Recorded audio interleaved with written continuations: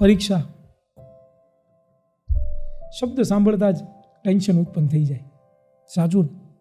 For sure. હું ભણતો ત્યારે મને પણ આવું થતું.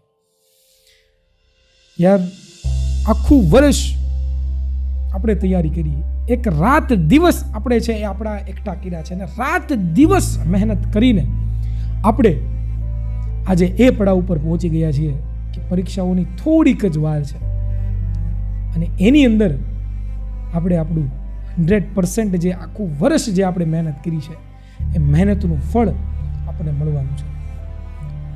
યાર આજનો જે વિડીયો છે એ કંઈ IMPs, ટેકનિક, સ્ટ્રીપ્સ, આમ કરી લો, આ નોટ્સ વાંચી લો, આ ટ્રીક કરી લો, આ MP ક્વેશ્ચન કરી લો, એનો નથી.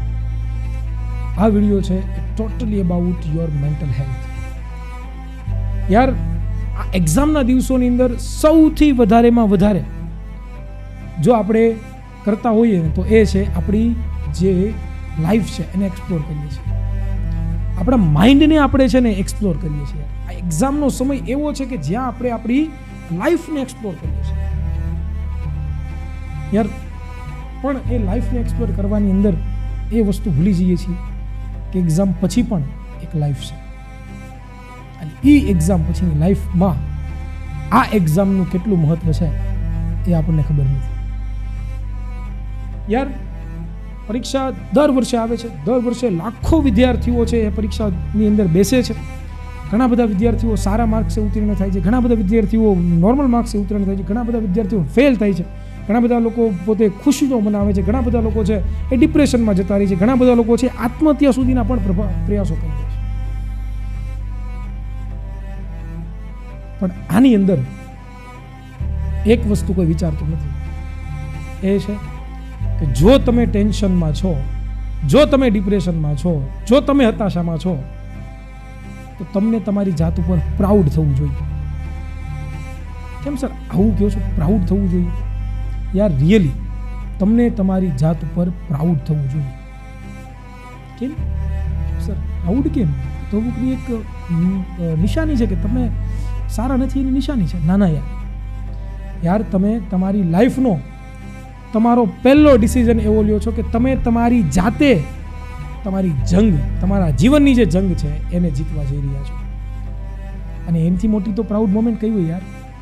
ઓબ્વિયસ છે કે તમે ટેન્શનમાં છો, તમને ડિપ્રેશનમાં છો, તમને હતાશા છે કે હું આ એક્ઝામમાં પાસ ન થયો, હું આ એક્ઝામની અંદર ઉત્તીર્ણ ન થયો, હું આ એક્ઝામની અંદર મારું ધારેલું સપનું મેં સાકાર ન કર્યું,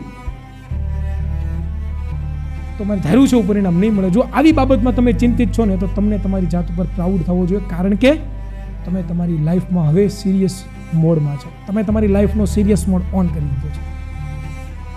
અને આ જ સૌથી મોટામાં મોટી મેચ્યોરની નિશાની છે.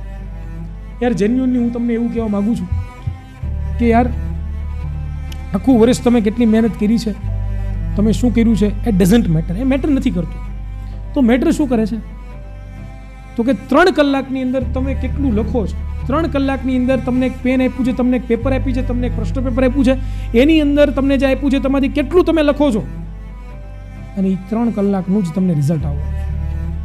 અને આપણને ટેન્શન એનું પણ હોતું નથી કે શું થશે, પરીક્ષામાં લખી શકીશ કે નહીં લખી શકું, શું થશે, આવું થશે નહીં. આપણે ટેન્શન એક જ છે, શેનું? તો કે રિઝલ્ટનું. એક રિઝલ્ટનું જ આપણને ટેન્શન છે કે યાર શું થશે, રિઝલ્ટમાં શું આવશે. પણ હું તમને એક વસ્તુ એ કહેવા માંગુ છું કે યાર આખું વર્ષ તમે મહેનત કરી છે, રાત દિવસ કર્યા છે, પરંતુ જો આ 3 કલાક તમારી મેન્ટલ હેલ્થ સારી નહીં હોય, 3 કલાક તમે પ્રોપર મહેનત નહીં કરી હોય, તો બધું ધૂળ થઈ ગયું, બધું ઝીરો છે. તો યાર એક મેન્ટલ હેલ્થ વિશે વાત કરવી બહુ ઇમ્પોર્ટન્ટ છે. શું કામ હું આ કહું છું એની પાછળનું રીઝન પણ હું તમને કહેવા માંગુ છું કે યાર જીવનની અંદર ઘણા બધા એવા પડાવો હજી આવવાના છે કે જે આની કરતાં પણ અઘરા છે. પણ તો તમે એવું કહેશો કે સર માતા પિતા તો છે અમારી એવી આશા રાખીને બેઠા છે કે મારો દીકરો A1 લાવે, મારો દીકરો આગળ વધે, મારો દીકરો પુરુષ પ્રયત્ન કરીને કંઈક કરીને બતાવે. એ તો પોતે એવી આશા લઈને બેઠા છે, તો એનું સપનું કેમ મારે સાકાર ન કરવું? શું કામ હું આવું ન કરું? યાર તમારા માતા પિતાને પૂછજો કે શું રિયલી તમે છે એ મારા રિઝલ્ટથી તમે પ્રભાવિત થશો કે હું જીવનમાં મહેનત કરતો થાઉં એનાથી પ્રભાવિત થશો? તમને જરૂરથી કહેશે કે નહીં યાર, તું તારા જીવનમાં મહેનત કરતો થા, તું તારા જીવનની અંદર આગળ વધતો થા, તું તારા જીવનની અંદર એક એક ક્ષણોની અંદર એક એક ક્ષણની અંદર ઝઝૂમતો થા અને એની અંદર તું તારો રસ્તો પથ બનાવ અને આગળ વધ. એ મારી ઈચ્છા છે. તમારા માતા પિતાએ પણ એક્ઝામ આપેલી છે ને? શું એ રિઝલ્ટ અત્યારે તમારા માતા પિતાના જીવનમાં કંઈ મેટર કરે છે ખરું? યાર હું મારી જ વાત કરું. 10મા ધોરણની અંદર આઈ ગોટ 95%. હું A1 નો વિદ્યાર્થી છું 10મા ધોરણની અંદર, બરોબર.